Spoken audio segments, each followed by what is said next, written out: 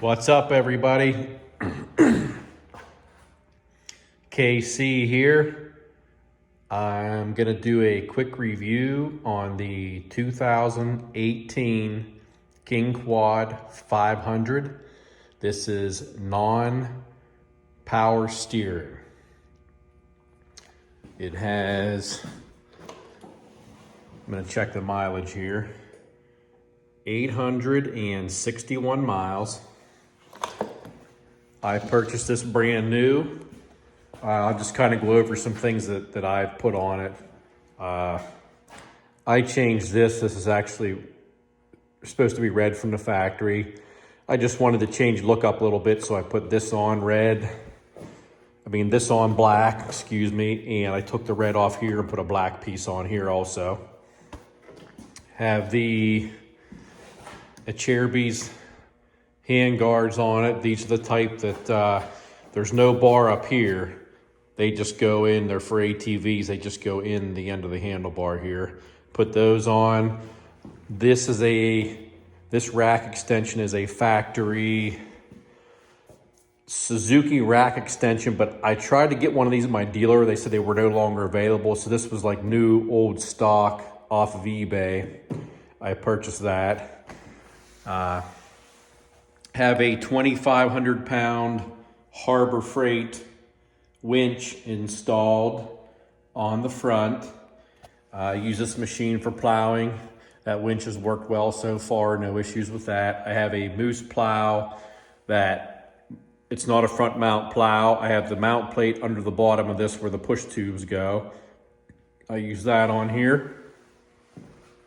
This still has I have the stock 25-inch tires and rims on here. I did put a set of 26-inch tires on aftermarket rims, but the problem was this machine is not power steering. With those larger tires on there, it just threw the steering geometry off ever so slightly, and it was really tough to steer. If you were in four-wheel drive on dry ground or even in a little bit of mud, it was really tough to steer, especially if you were going slow. So after a few rides, I took those off and went back to the standard tires. With the standard tires, it's actually relatively easy to steer. You don't really need EPS, but if you're thinking about buying one of these and you're gonna maybe put any type of larger tire or big wheel and tire kit on it, you gotta get one with EPS. Otherwise, it will tire you out on a trail ride trying to ride this thing with larger tires on it in four-wheel drive. Got a little basket on the back. That's homemade, that basket. I made that.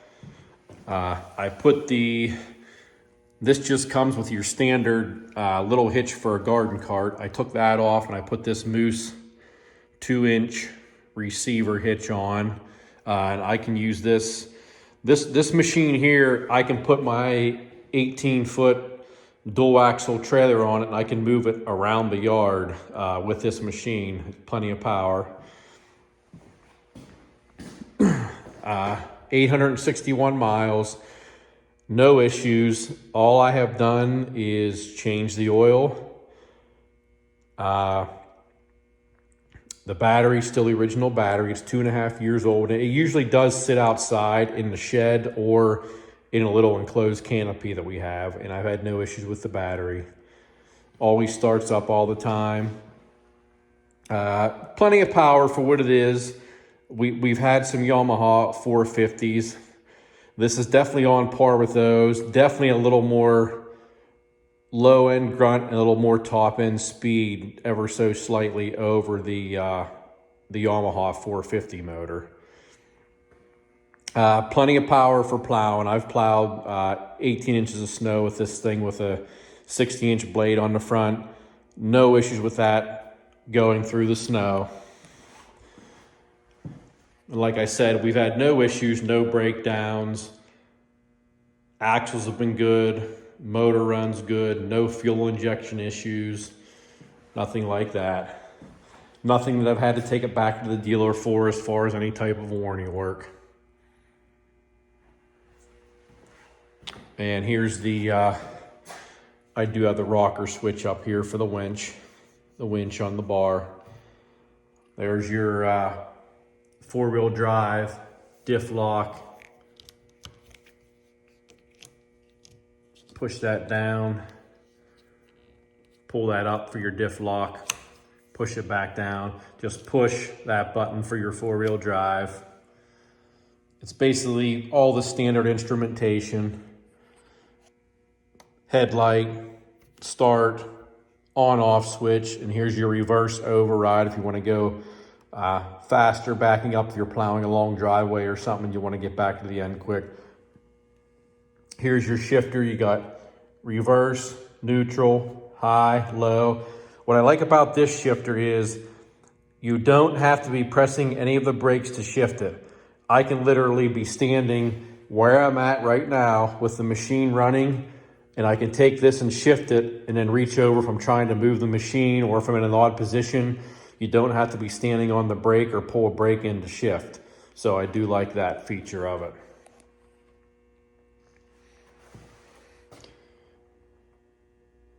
Trying to think if there's anything else. I'm not sure on the fuel tank capacity on this. Let me see if I can get the seat off here to show you guys.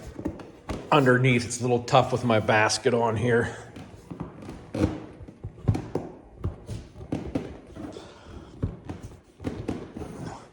Hold on here. Set you down a second. There we go. There's a look under the seat. There I have the, for the Harbor Freight winch. There's the solenoid right there. You can see the wires all running through here from the winch. Got the battery there. Got fuses right there. Tool kit from the factory. Pretty self-explanatory. You do have the little storage container here, right there. You can kind of see how the size of it from underneath right there. You got your little outlet, 12 volt. If you got to plug in a spotlight or anything like that. I do have heated grips installed on this. I have the little switch, drilled the dash out here and put the little switch in. And that should about do it. There's a look at the winch in there. That's the Harbor Freight. I believe that, I think I said 2,500. That is actually the 3,500 Harbor Freight winch. That's not the 25. I said 2,500 at the beginning of the video. That is a 3,500 winch in there. The shocks do have the little preload adjusting collars right there on it. There's your footwell with your back brake. Of course, you have front brake. You have the rear brake here, and you can see there's a parking brake locking mechanism right there for the parking brake.